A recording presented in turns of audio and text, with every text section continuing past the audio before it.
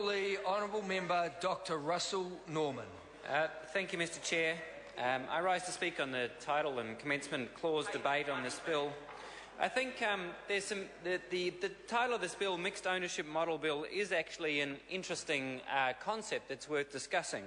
And for that reason, in the election campaign where this was being discussed, we took the view that we were not at all opposed to the state-owned enterprises forming partnerships with private sector partners.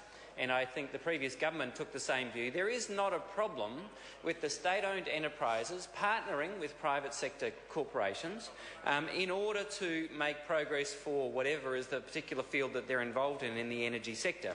So we, in particularly looking at the electricity companies, we saw the electricity companies as part of New Zealand's economic future.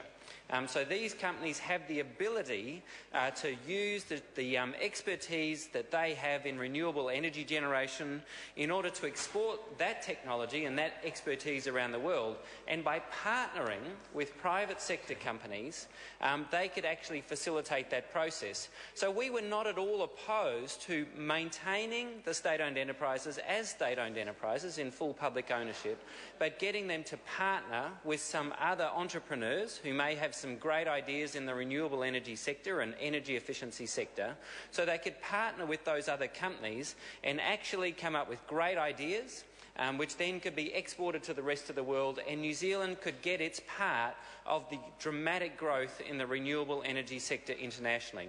For those of you who read The Economist, and I'm sure there's none in the government benches, then you will see the front cover of The Economist this week is all about what's going on in the Arctic, and of course linked to that is the rise of the renewable energy sector. And this is New Zealand's great economic opportunity. And these companies, these state-owned enterprises, provide an opportunity for us to actually get an in that market, as has been referred to elsewhere in this debate. Now, the problem is that the path that the government is going down, which is to privatise these companies, means that instead of maintaining the headquarters, the research and development and the core of the companies in New Zealand, we will see a slow drift of these companies as more and more control falls into overseas ownership, and the companies lose a strategy which is attached to advancing the best interests of New Zealand. That is the danger with the strategy that this government is pursuing. If we see these companies simply as another company, which the government can partially privatise or privatise in order to fill a hole in their budget this year or next year as a result of their tax cuts for upper income earners, if we take that view, we misunderstand the significance of the renewable energy sector to New Zealand. New Zealand is a world leader in renewable energy technology, particularly in geothermal and hopefully in the future in tidal, and that gives us a strategic opportunity to place ourselves in the global energy market. Because what we need in energy is what Fonterra has done in the dairy sector. We need a global-scale New Zealand company or set of companies that are working together that can actually become major global leaders in the renewable energy sector. And that's why we wanted, rather than splitting these companies, rather than partial privatisation and through this mixed ownership model bill, we saw the advantage in actually a partnership with these companies with private sector entrepreneurs so that they could get the best of the private sector that has to offer New Zealand in terms of its ideas, in terms of its capital, but without losing control of the companies and without the companies falling under overseas control, so that the headquarters moves overseas, the R&D moves overseas, and so forth. We've seen what happens in other sectors of our economy when they fall under foreign ownership.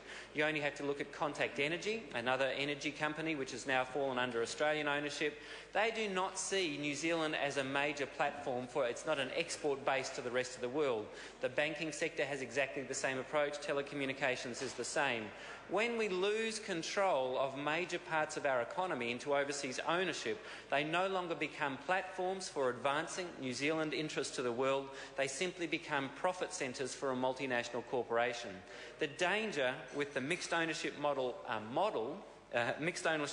bill is that we will see the same thing happening to the electricity sector that has happened to the other infrastructure sectors in our country. And then the electricity sector simply becomes a drain on the New Zealand economy in the same way that the banking sector is simply a drain on the New Zealand economy. Instead of being a platform from which we export to the world, Mr Chair, I call the Honourable Member Dr Russell Norman. Thank you, Mr Chair. So it's for that reason that we think that this is a missed opportunity.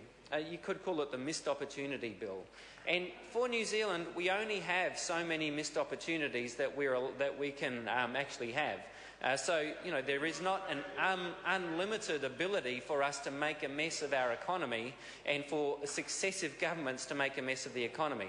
So for this government, if it takes us down this path and we miss the opportunity to actually take advantage of the global green economic revolution, which is happening right in front of us at the moment, for anyone who bothers to read The Economist or any other mainstream economic paper, you will see that this is a missed opportunity bill rather than a mixed ownership model bill, because it's a missed opportunity for New Zealand to take its place in the world and develop another global scale company like Fonterra, which is what we need to do.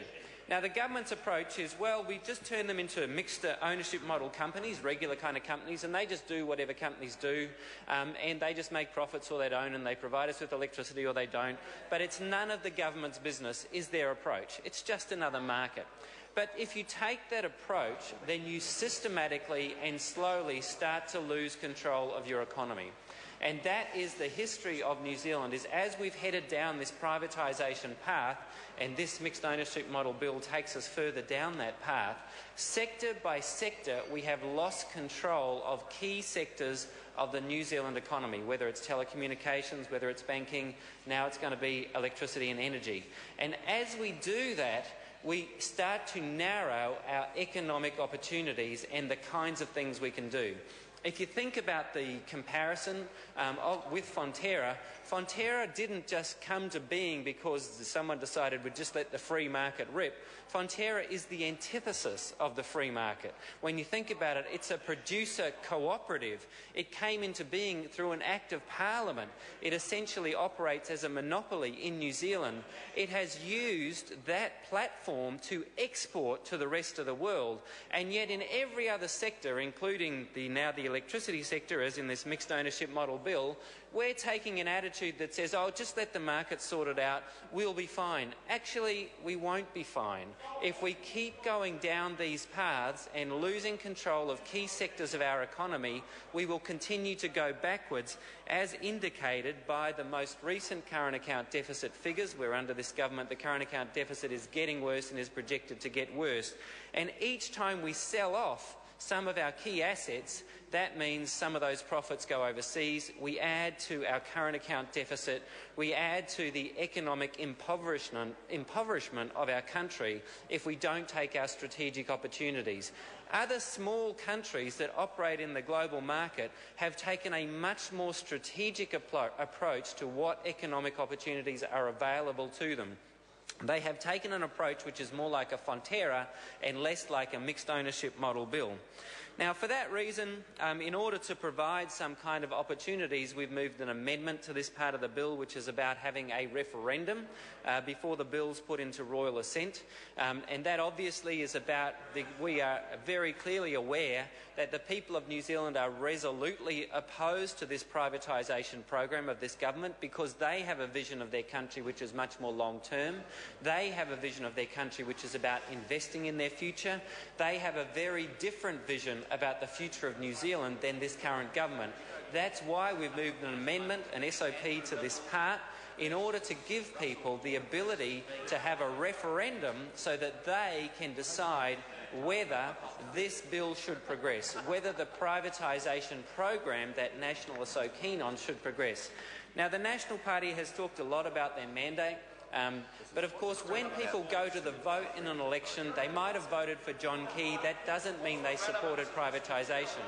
That's why we think there should be an amendment moved to this section, the amendment we've moved, which would give people the ability to have a referendum before this bill receives the royal assent. That is the amendment we are moving to this. We are actually, Mr. Chair, we are moving an amendment to this part, to the commencement and title. We've the SOP that we have in front of us, SOP number 70, is actually amendment to the commencement and title part of this bill. And that's why I'm talking about the right of people to have a referendum, to have a say about whether these assets are privatised. I call the honourable member Michael Woodhouse. Move that